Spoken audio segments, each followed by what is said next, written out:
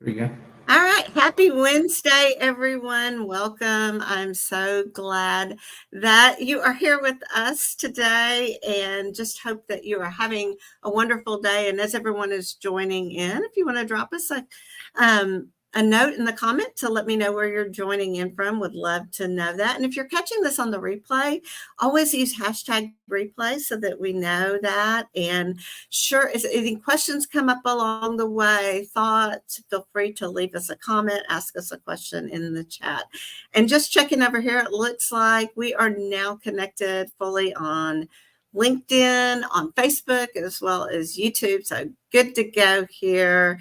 I'm going to add real quick that if you are joining me from Facebook, that it's real important that you go over to StreamYard.com/Facebook and give Facebook and StreamYard permission to speak to each other. Otherwise, if you do leave us a comment, it's just going to say Facebook user. We're not going to know who we're talking to. So if you've already done that on whatever device you're watching us from, you don't need to do it again. So thank you very much for that little housekeeping. And just moving along, if I'm new to you and you are new to me, let's have some introductions. I'm Beverly Smith, and I'm the founder of Career Success Strategies. I'm also the former owner of a staffing and recruiting firm. So I know firsthand what hiring managers are looking for, and I use that knowledge to help mid, senior, and executive level professionals build their resumes, work on their LinkedIn branding, help them with their job search strategies, just also they can land that career of their dreams. So last week, if you were here with us, my friend Indy Little joined us, and he is a core clarity expert and does a lot of coaching around that. And we talked about how that type of coaching can help you develop and make decisions around on your career. And core clarity is kind of an offshoot of the Clifton Strength Finder. So if you've taken Clifton Strength Finders, you definitely want to tune in to this and learn what a core clarity expert can do for you. If you've missed this episode, you can definitely go back into my LinkedIn, not my LinkedIn, but my YouTube page, which is at Beverly Smith Resumes. All the replays are there. You'll need to click on the live tab though. It won't be on the main screen. It could be, but LinkedIn. YouTube keeps them lined up under the live tab, so you can catch all the replays there, but especially that one. And it was, like I said, very beneficial to you as you're developing your career and planning it, and also trying to figure out like maybe what your next move is and you're unsure. So hope you'll go catch that episode. But this week, I am super excited to be joined by my friend and colleague, Adrian Domingues. And let me tell you a little bit about Adrian. He is the CEO of Rolling Staffing, and it's a company that's based in Denver, Colorado, which has a rich history of over 3 decades in serving the needs of manufacturers, construction firms, specialty contractors, and other industrial service and engineering type companies. Adrian joined Rolling in 2009 and discovered his passion for connecting people with life-changing opportunities. He was afforded the opportunity to build a recruiting and staffing division from scratch in 2021, he then became the CEO and the owner of Rolling. His team of recruiters spans both contract and permanent placement in their offerings. He is passionate and speaks regularly about culture, the need for empathy and leadership, and other areas in the recruiting and staffing space. Adrian also serves as the president of the Colorado Staffing Association, and under his leadership, both its membership and advocacy have grown. Adrian is the proud dad of 6 children and acknowledged that it's his better half of 23 years that has been the main reason for his sanity in his life. When not talking about staffing and recruiting, he can be found with his family on their hobby farm and pastoring a church, which he was blessed to help start in Aurora, Colorado over 13 years ago. From his time as a missionary in South America to falling into staffing to pastoring to being a dad. If there is one thing that marks Adrian's life, it is being in the people business and loving every minute of it. Adrian, welcome. I'm so excited you're back. Yes, ma'am. Good to be back. And I gotta say, if I ever go to speak anywhere else, I gotta have Beverly Smith introduce me. That was outstanding. That's also a mouthful, I will say. But I guess that's probably a good reflection of my life. My life is probably a mouthful. It's really good to be on. Really, really thankful for the opportunity.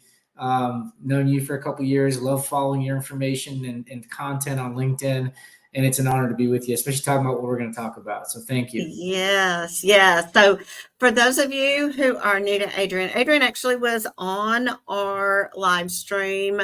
He was probably either, I think you were my second guest. Yeah, And early on. yeah, last September maybe, or last August. So yeah, I'm so excited. And that was a really great topic where we talked about like the hiring and what was going on in 2023. Probably is still a very relevant episode to go back and check out. And again, you can find that on YouTube. So but yeah, so Yeah, I think the market is definitely strange last year, strange this year. Some differences, but I think a lot of people are kind of going, "What in the world is going on?" And I think it kind of dovetails into this, which is, it's a blessing as a believer that regardless of what goes on in the world, it doesn't mean we don't have stress. It doesn't mean we don't have pressure.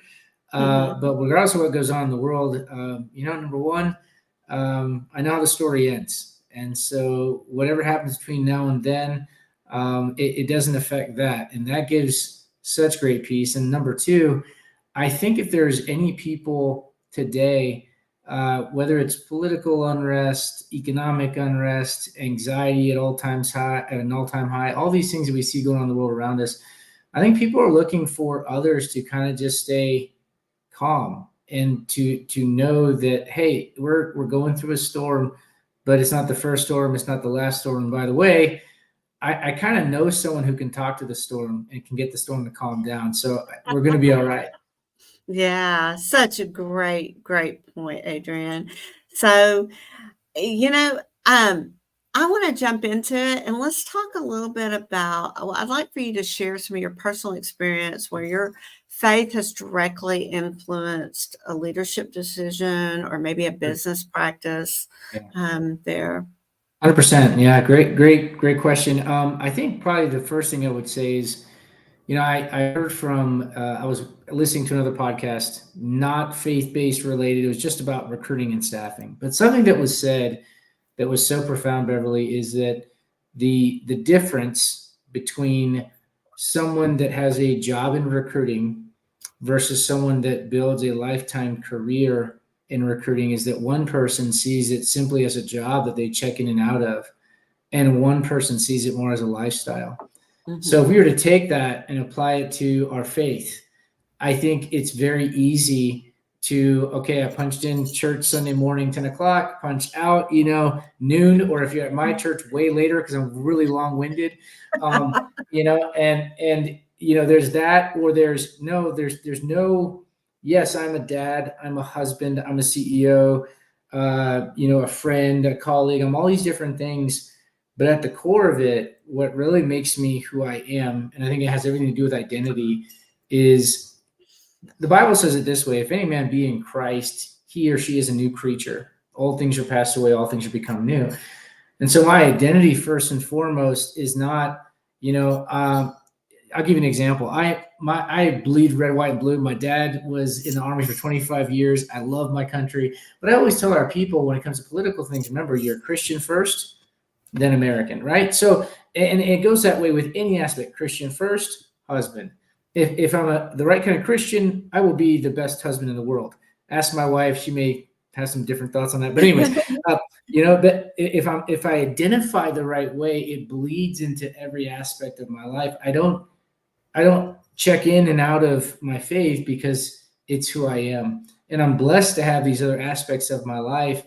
But I'll be honest with you, and we don't have time for this, but if I were to walk you through all the different steps of my life, I could tell you with great confidence that I would not be, the CEO and owner of a company. I would not have the family I have today. I wouldn't have the church I have today. I wouldn't have all these different aspects of my life that people from the outside look at and they go, okay, that's who Adrian is. Well, the reason I am those things is because of my faith. And if it wasn't for that first, these things don't. So going back to your question, sorry, that's a kind of a roundabout way of getting here to the answer.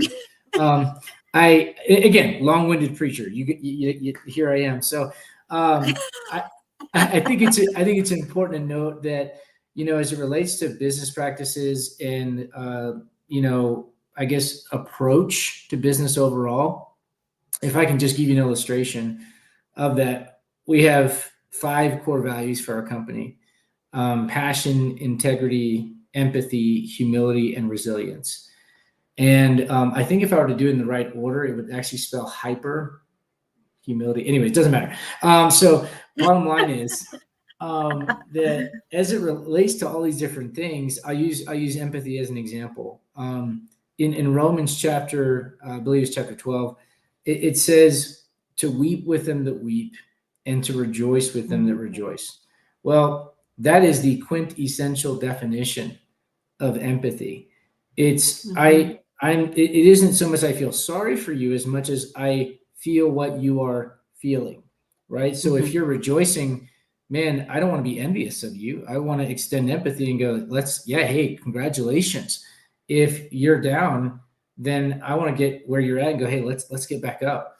And that's just one example of when I look at what it is that our company is today and kind of how we operate. It goes back to, have we ever sat down and said, okay, you have to agree with everything out of the Bible or else we understand that's not how that works. And we don't have discriminatory practices as in our hiring. We have people that have all kinds of come from different ideology backgrounds, different experiences. And frankly, I love it. I'm not looking to build a commune of people that think just like me.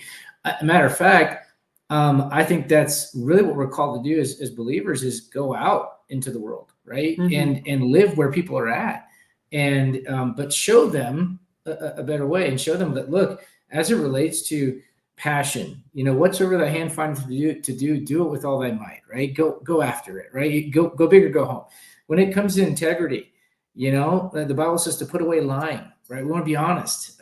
You reap what you sow, the law of the harvest, all these things that integrate into, if nobody else is around, I'm still going to say the right thing. I'm going to do the right thing because at the end of the day, it is the right thing, whether anyone is here or not, right? Those are the things that even if someone does not believe what I believe, it gives them a sense of assurance to know, you know what? I may not even believe as this person does, may not have their faith, but man, the fact that they live under the umbrella and within the identity of, I'm going to do right, not because you're watching, Beverly, not because it'll make me more money in the moment, but I'm going to do the right thing because it's the right thing. That gives people some assurance that, hey, maybe that's someone I want to work with.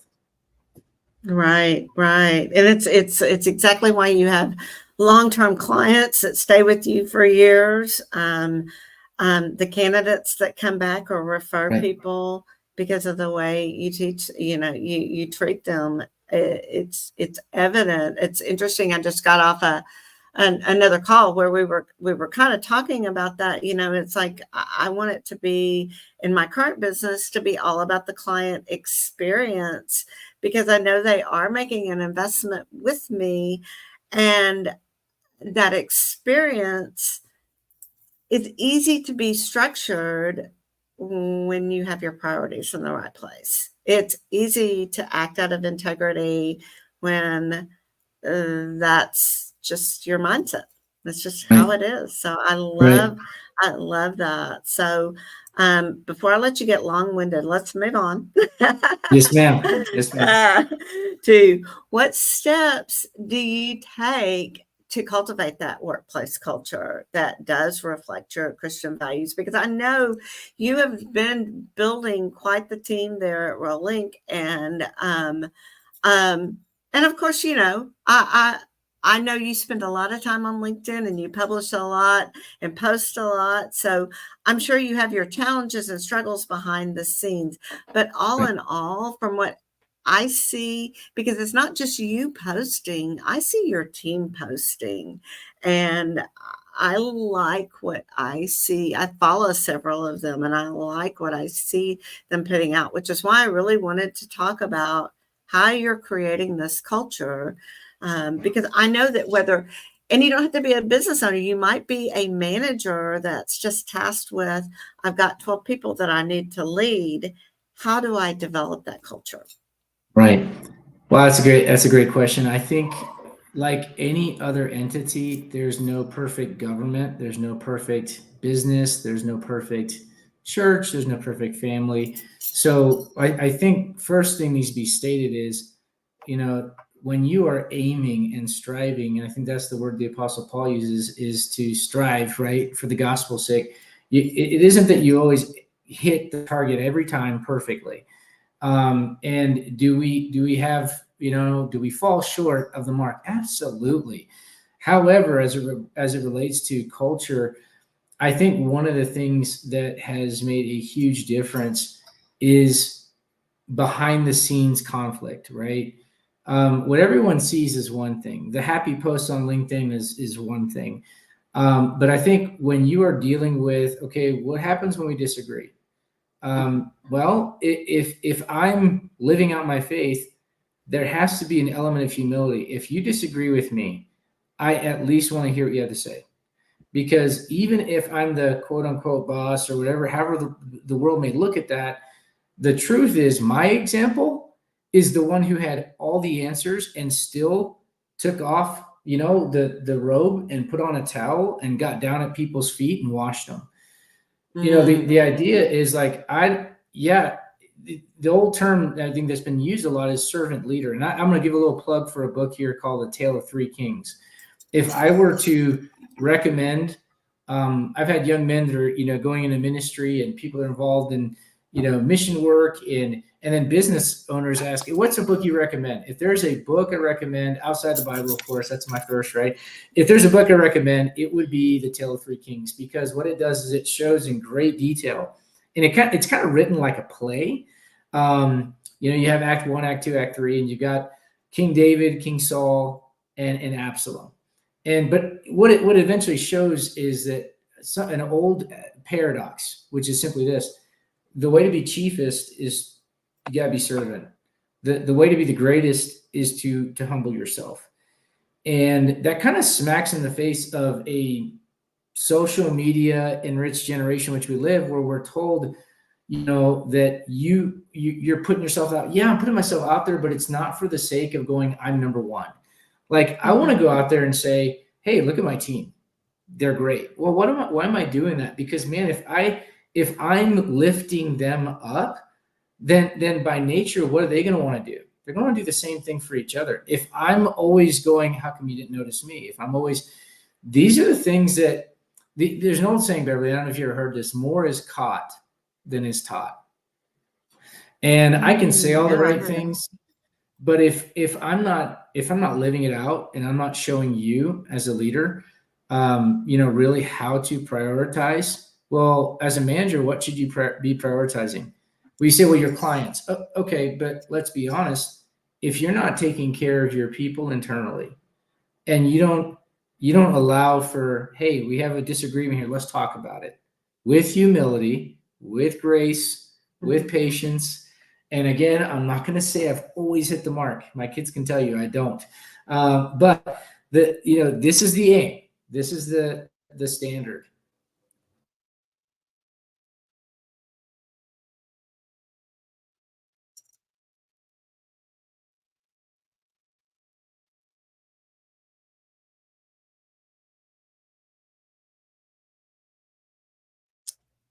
I think we may have lost Adrian for just a minute, y'all.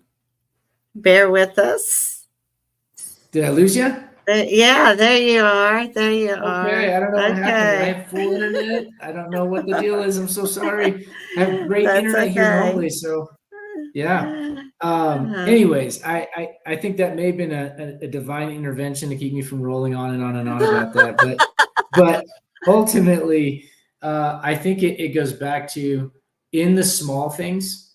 One of the wisest men, and I would say the wisest man that ever lived outside of Jesus, said, "It's the little foxes that spoil the vines." So, if you look at ancient history, you had literally empires that came to visit King Solomon in all of his Right. glory.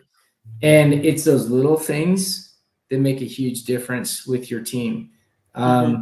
Hearing people out, having empathy, being able to sometimes, let's go the other way and say, I heard you, but I have to tell you, we can't do that. Here's why. But it's not because, you're going against me. It's not because my idea is better. It's because I genuinely believe this serves the needs of our team better than the other option. And at the end of the day, even if people disagree, if they know that genuinely you're striving to serve the needs of your team, it does have a huge influence on your culture. Absolutely. Absolutely. Such great feedback there, and I think very helpful. I put the name of the book in the chat, A Tale of Three Kings, and I definitely have written that down so I can put that on my to read list, which continually grows. So. Yes, absolutely. Let's talk about what are some of the challenges that you have faced when trying to integrate your faith into your leadership. And let's talk about how you've actually been able to overcome those challenges. Yeah, I think, to be honest with you, most of those challenges have not been external, meaning they haven't been other people pushing against me as much as me. I think it's a challenge for almost anything if you're trying to get in better shape. If as a believer, you're trying to be more consistent with, I don't know, reading your Bible, whatever it may be. I think the biggest challenge is an internal one, and it is a matter of consistency. And not to get too theologically, not to wax too theological here, but as believers, we have basically two natures fighting, right? You've got the old and the new, and the old goes, but this is easier, and the new goes, yeah, that's easier, but where does that land us? And I think that is probably the biggest challenge, because if you're not careful, sometimes when success comes around, I mean, we see that all around us. We see people who start off the right way but don't end the right way. And part of what gets them off track is they start believing all the good things everyone says about them, and they start ignoring the voices around them. And so I would say that's maybe one of the bigger challenges. I've never found personally that, I've had someone resist, what is a good, because if you think about it, biblical ideology and Christian values, these are things that if you go back to the book of Proverbs, they just work. Like diligence leading to prosperity, and listening, be swift to hear, slow to speak, slow to wrath, the old adage of you got 2 ears and 1 mouth, right? Like all these things that just have been, I would say, integrated into our culture for generations. Really, they have a biblical foundation and they work. So I've never really had much pushback in that regard. It's really more of me making sure that I'm approaching this and going, okay, it's not just me flying solo. It's, Lord, how do I approach this? What's the best way to answer these things? And I just read something yesterday, and it was talking about being hasty, and how, in a nutshell, reading in Proverbs, and how being hasty in spirit is a foolish thing to do. But let's be honest, when you're confronted with all these problems on a daily basis, it's easy to go boom, boom, boom, boom, boom, without stopping, thinking, and saying, okay, how will this play out if I answer the way that I want to? Okay, let me put it, let's take a non-business situation. You're in your car and someone cuts you off on the interstate. The first thing you're thinking, let's be honest, Beverly, you're not always thinking, bless the Lord, oh my soul. Lord, I pray you be with that person and bless their day. Like, that's not usually what you're thinking. you're thinking other things, right? And so what you have to do is to pump the brakes internally and go, okay, that's the old Adrian. What's the right response here, right? Yeah. And I think that's maybe the biggest challenge in anything, including business, as a leader. So true, so true. I actually heard almost that exact analogy yesterday or the day before, but they took it one step further and said, you don't know that that man in that other car is not rushing his 9-month pregnant wife to the Right. hospital. 100%. And so yeah, it's so true. It's not our instinct. And I know from having been in your industry, you're in a very reactionary industry. It's just the nature of it. And you cannot, all you have to sell is your service, whether it is to your clients or to your job seekers.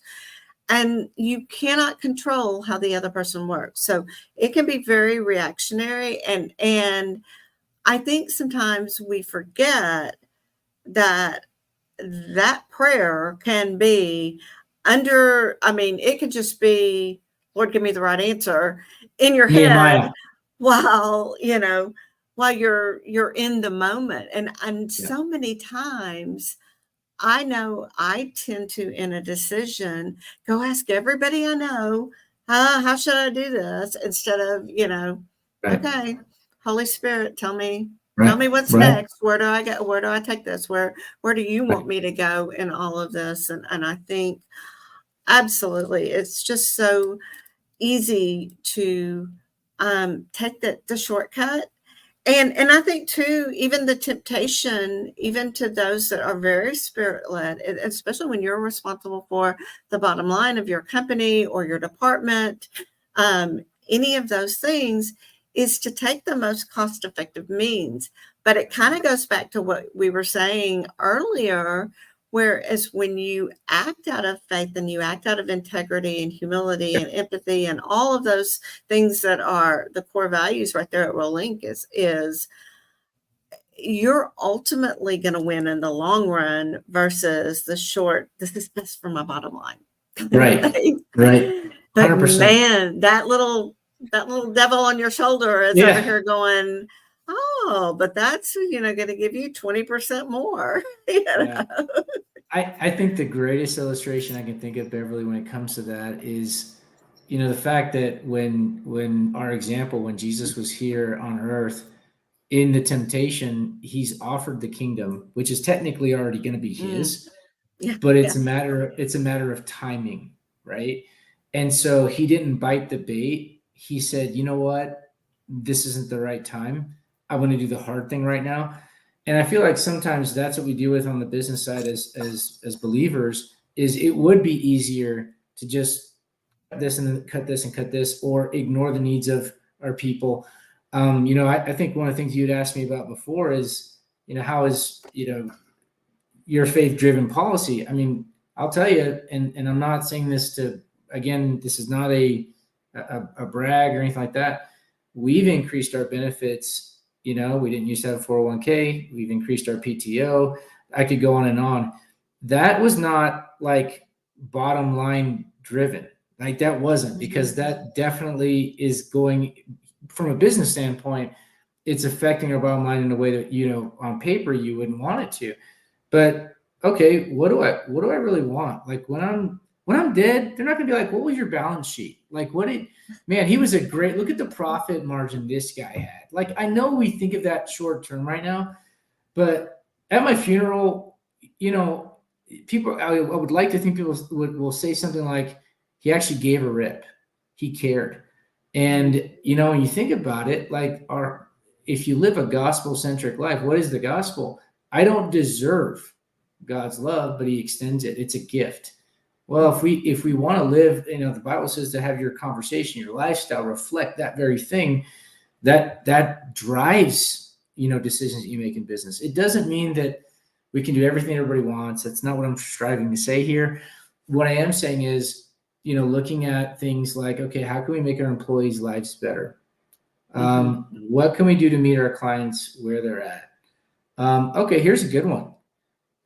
Sending a candidate that fills the need but you know, and you've heard that candidate say, I'm only doing this for a week until I can get somewhere else, but the client doesn't want that. They want a long-term person.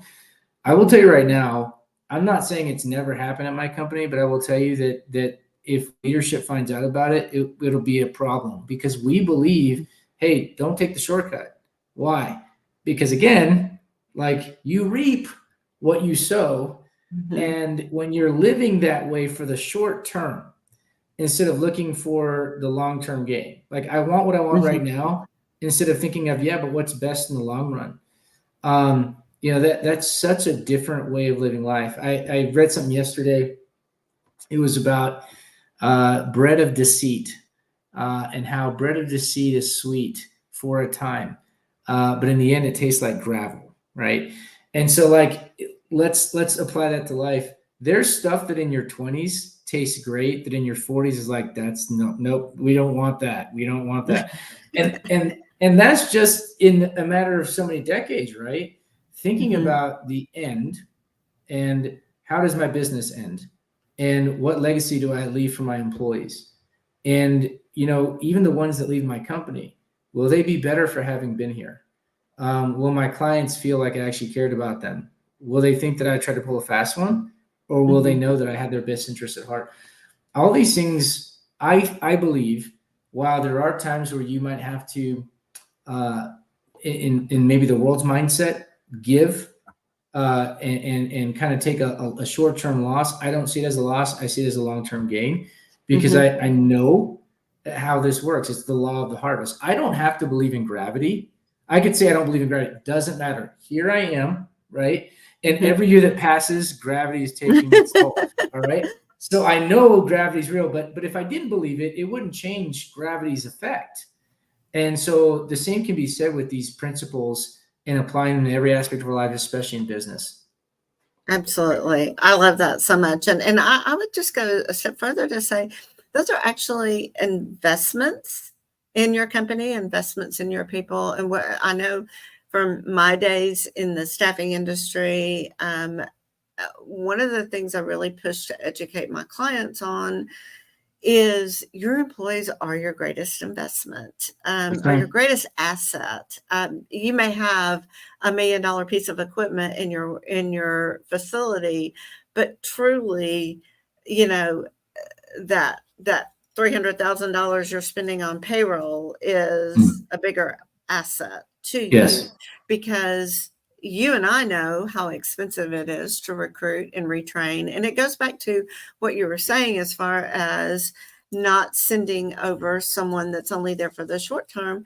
And I think the other education piece on that is that's really not good for the job seeker anyway. It's No, not no. good for them because they know, you know, okay, I'm going to go on this job.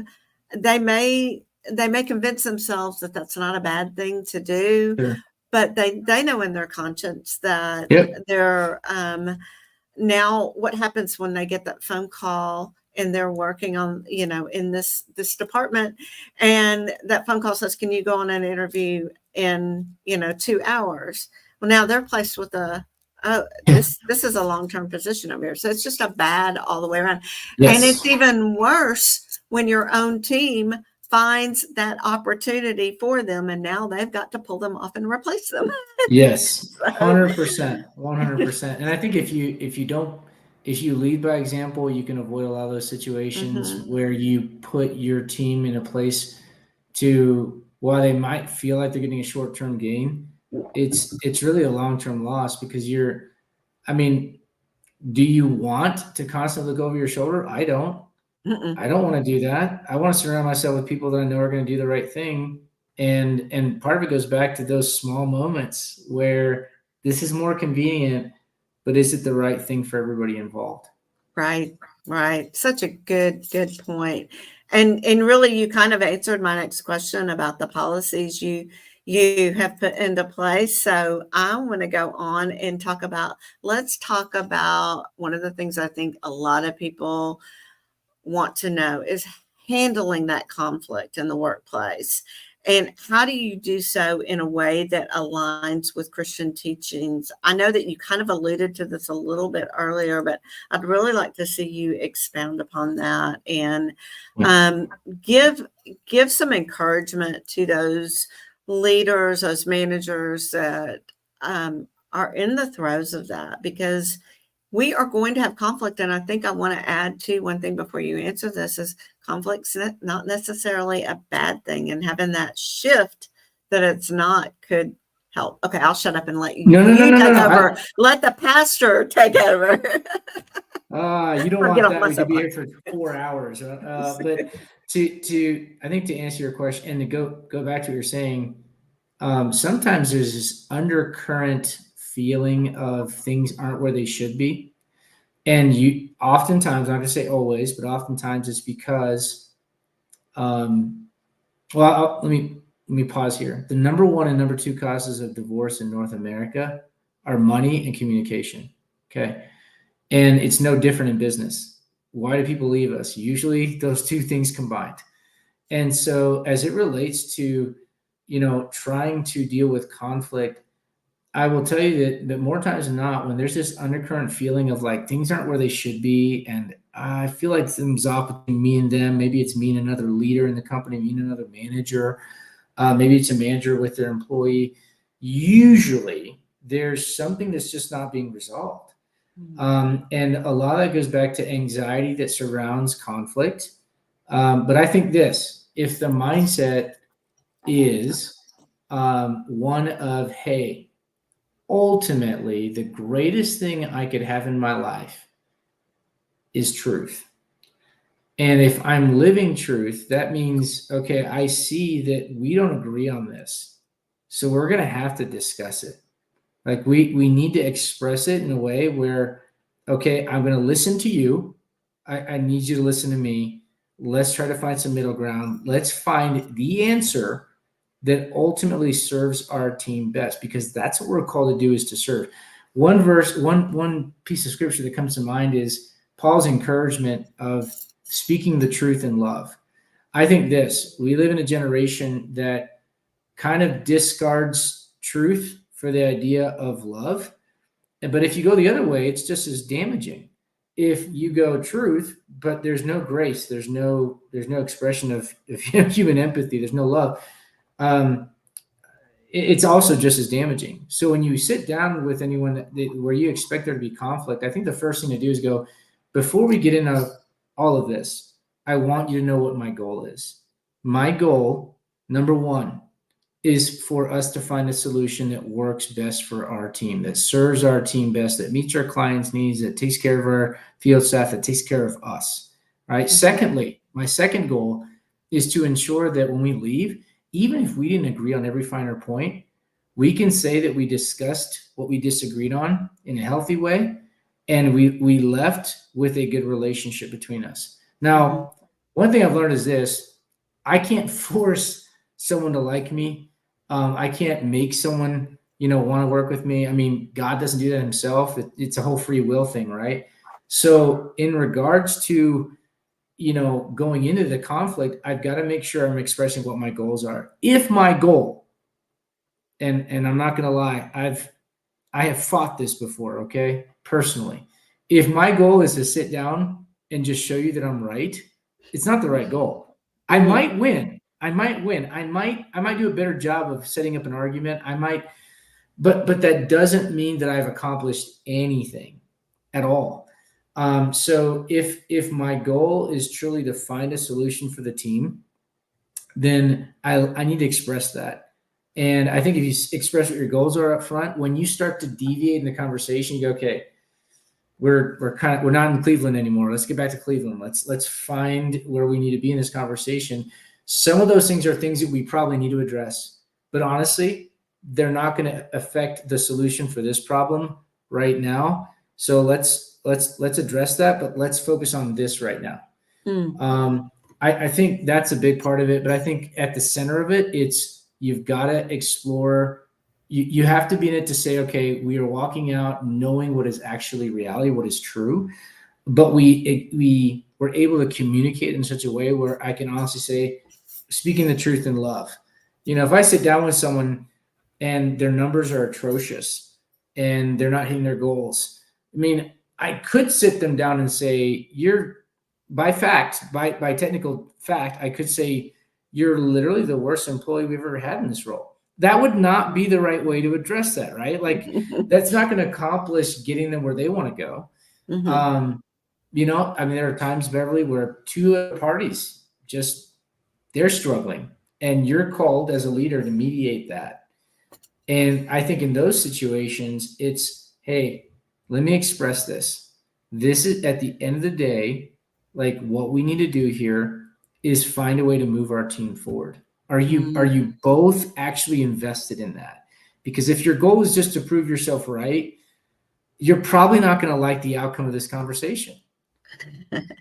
Because if that's all you want, what you really want is a referee. I don't want to play referee here. I want to be the leader that I'm called to be, and help find something that moves all of us forward from here. So yeah, I think a lot of it is going back to humility, transparency, and again, communicating those things with a sense of, hey, I genuinely care about you and I care about this team. Let's find a solution. So good, so good. I appreciate you. I was going to ask you that question on how do you help when you're not, it's not you with the conflict, but you've got those two team members that just do not get along. They're just it's just the little things sometimes. Right. Well, Beverly, have you ever had two recruiters call the same candidate? Right. You ever had that happen before? So navigating those things and trying to go, okay, let's consider, like, our bigger picture here. Let's find a solution. And there have been times where the solution is maybe the company has to give a little bit more to make sure it comes out right in the end. But whatever it may be, if it's all about quick fixes, all right, shut up, just just do what I'm telling you to do.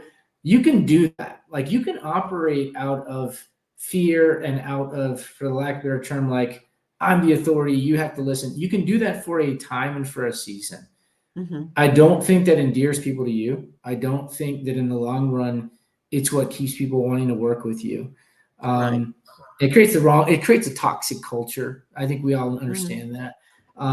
So it's more about what's our goal, communicating that, and whenever there are heated moments, making sure that we remember the goal and we are communicating what we need to communicate truth, but doing it with love.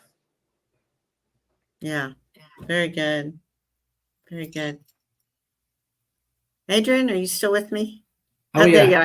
Okay. I thought maybe you froze up there. That's really, really good. Okay. So final question is, where can people find you, follow you, connect with you? Yeah. Well, first off, if anyone wants to connect with me after my long-windedness, I welcome that. I'll say it's partly Beverly's fault. She asks really good questions that are hard to answer with one-word answers. But you can connect with me on LinkedIn. And of course, I believe that you can find me just by looking up Adrian Domingues, and you'll see that I am the CEO of Rolink Staffing. My email address, should anybody have any questions you'd like to reach out personally, Adrian at rolink.com. And I do, just for the sake of integrity, and I want to make this clear too, for anyone that is following me on LinkedIn. Beverly mentioned something earlier. Last year, the statement was true. I was the president of CSA. I have been for a number of years. I like my title now more. It's kind of cool. I get to be Speaker of the House. So I am Speaker of the House, which means basically, that's a nice way of saying Adrian never shuts up. So let's put him in a place where he talks and he helps people, and that's where I'm at. But being a part of Colorado Staffing Association is great. But I will say I absolutely adore. I want to put a plug in for my team. Would not be where I'm at today. There's definitely some key players that I think of.